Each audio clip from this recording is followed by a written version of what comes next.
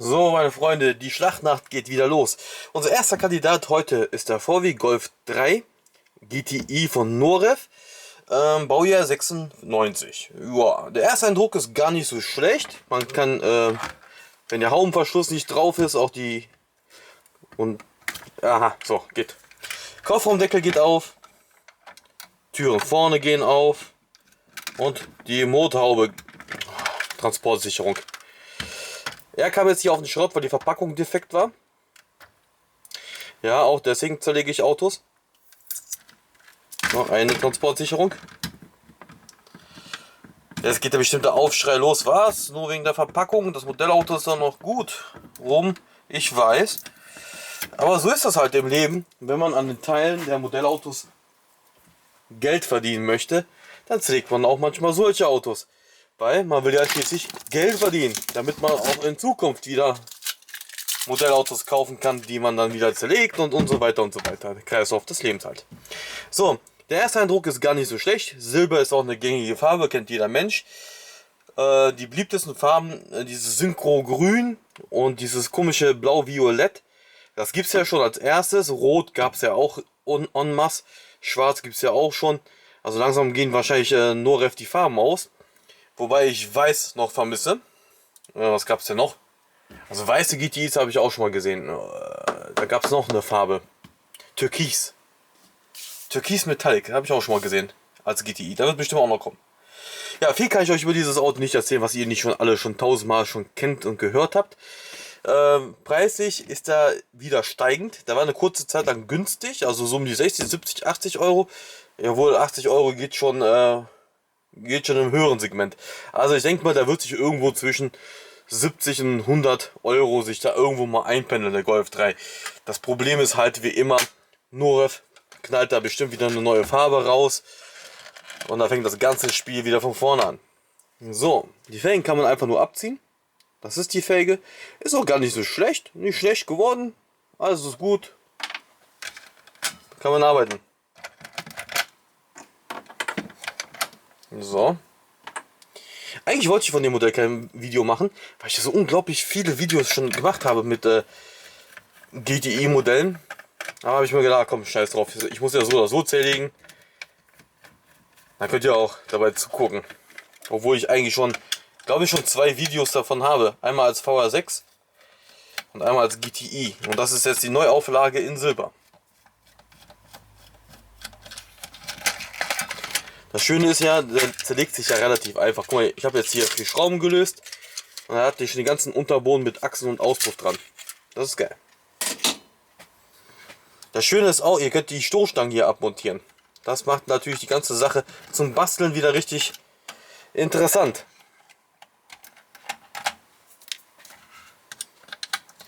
Weil das Modellauto ist genau wie beim echten Golf gerne zum Tunen und zum Basteln, zum Veredeln, zum Verratten. Was nicht auch alles. So. Ja, Innenausstattung. Schön Karo-Muster. Ich mag so ein Muster. Auch schön ist natürlich, dass hier ein Teppich drin ist. Was nicht schön ist, man hat zwar hier die Gurtstraffer reingemacht, die Gurtschlösser hingemacht. Man hat sogar den Höheneinsteller. Da. Da hinten. Hier. Selbst die Gurthöheneinstellung haben sie übernommen, aber nicht die Gurte. Da fragt man sich echt, was geht in den Köpfen los? Wieso bereitet man alles vor für Gurte und macht keine Gurte?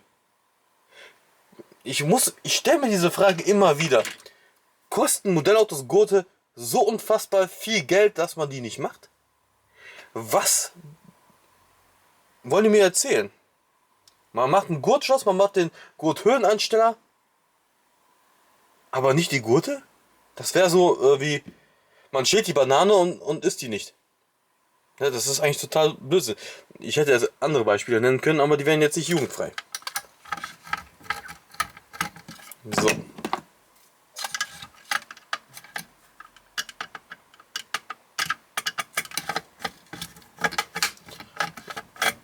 Na komm schon.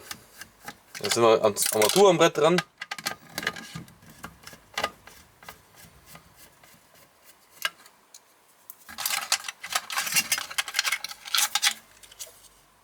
Das Armaturenbrett ist auch ganz nett geworden. Hier hat man ein kleines VW-Emblem, hat man sogar übernommen, wie ich das auch kenne. Weiße Tacho-Scheiben, das ist auch ganz gut gewählt. Also das Armaturenbrett ist auf jeden Fall schön geworden.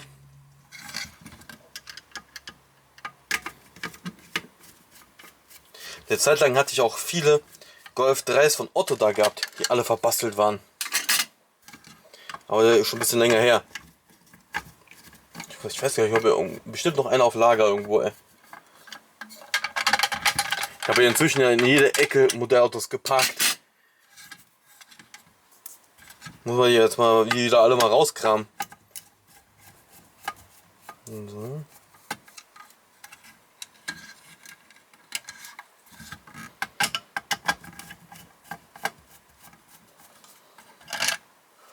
Scharnier mit Schräubchen.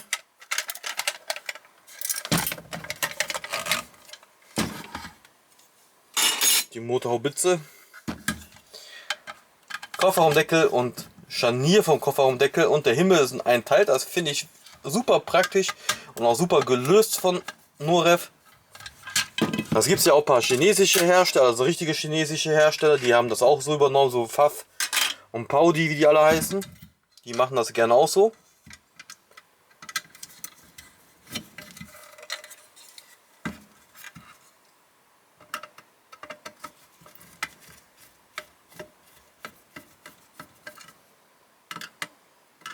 So, jetzt mache ich die Stoßstange ab.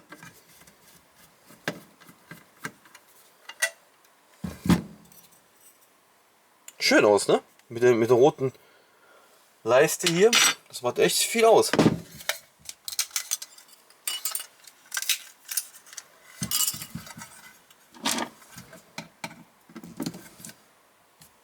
Ja, komm schon.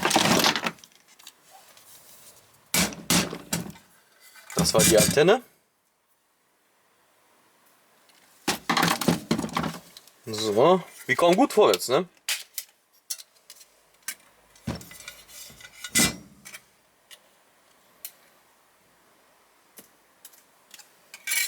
Guck mal, guckt euch diesen hässlichen Motor an.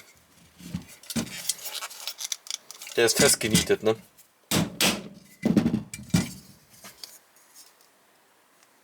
Das ist doch echt Murks, ne? Norev hat echt ein Talent, den Motor zu versauen, ne? Also ganz ehrlich, das ist doch eine glatte 6 als Motor. Eine doofe, billige Platte mit... Oh Gott. Nicht zu erklären. Also Norev muss definitiv an ein paar Ecken noch ein bisschen arbeiten.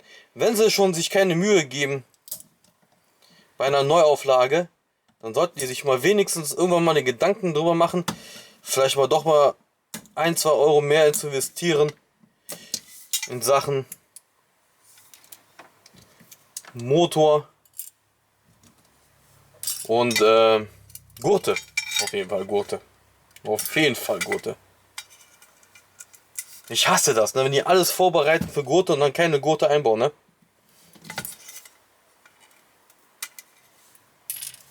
Ich habe jetzt ein vernünftiges Beispiel. Das ist wie kacken gehen und kurz bevor es losgeht, aufstehen und weggehen. Genau so ein Blödsinn.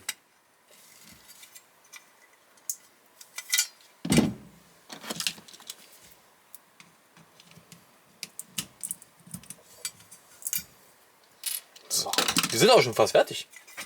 Guck mal, keine 10 Minuten.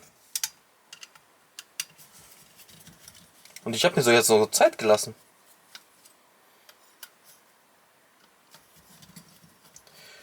So, das war's.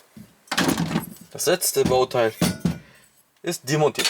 Was ich persönlich jetzt auch nicht so toll finde an dem Modell ist, dass die Seitenblinker einfach nur gemalt sind. Das ist ein bisschen doof. Aber schöne Details wie hier GTI und so und alles, das macht das wieder interessanter. Finde ich nicht schlecht. Im Großen und Ganzen ist das ein schönes Modellauto für einen relativ fairen Kurs, je nachdem wie viel ihr den kauft. Also ich persönlich würde bis maximal 70 Euro, 80 Euro mitgehen. Alles was darüber hinaus ist, dann lieber passen und auf den richtigen Moment abwarten oder halt warten, dass irgendeine Neuauflage kommt. Der kommt hundertprozentig eine Neuauflage. Da braucht ihr euch keine Gedanken machen. Norev wird diese Form noch ganz schön ausschöpfen. Da könnt ihr euch hundertprozentig sicher sein. Da bis zum letzten würden noch Modellautos rauskommen. So, man sieht es ja beim Manta A, ne? Da gibt es ja inzwischen ja alle möglichen Farben. Sogar mehr Farben, als sie, glaube ich, damals auch wirklich auch hatten. Also, von daher abwarten, Tee trinken und nicht überhastig dieses Modellauto kaufen. Es ist nicht schlecht, ne? Es ist nicht perfekt. Motor ist mies und was habe ich noch kritisiert? Der Motor war mies. Ja, eigentlich nur der Motor, ne? Ja, und die fehlenden Gurte, halt typisch für mich. Aber ansonsten ist es im Großen und Ganzen ein schönes Modellauto, was man alles öffnen kann. Es ist aus Metall. Man kann ein bisschen rumbasteln. Das ist alles wunderbar. Die Felgen sind schön. Ja, und die Sitze sind schön. Das war's. Ja, wie gesagt, Fazit. Es ist ein gutes Modellauto. Nicht perfekt, aber ein gutes Modellauto. Und für die Leute, die sich nicht entscheiden können, geht bis 80 Euro könnt ihr ausgeben, darüber hinaus besser nicht. Das ist dann nur wieder Spekulantenzeug halt, ne? So, danke, das war's. Video Nummer 1, es folgen noch viele Videos, also viel Spaß. Ciao, Freunde.